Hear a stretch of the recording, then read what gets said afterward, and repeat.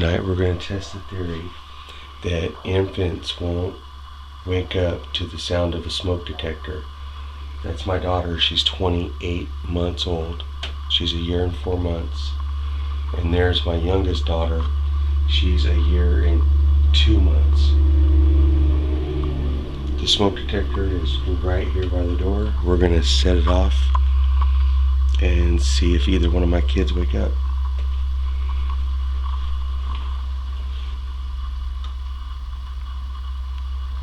Feet on the kid. Okay, you ready? Mm-hmm.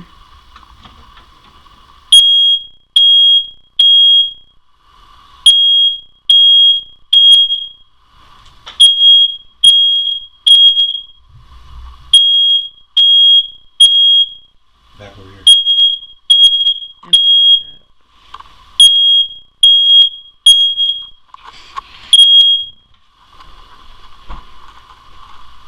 Hi.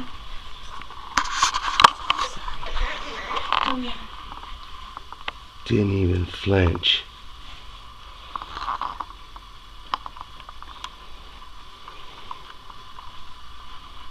She went back to sleep. Emma? Mm-hmm. She woke up.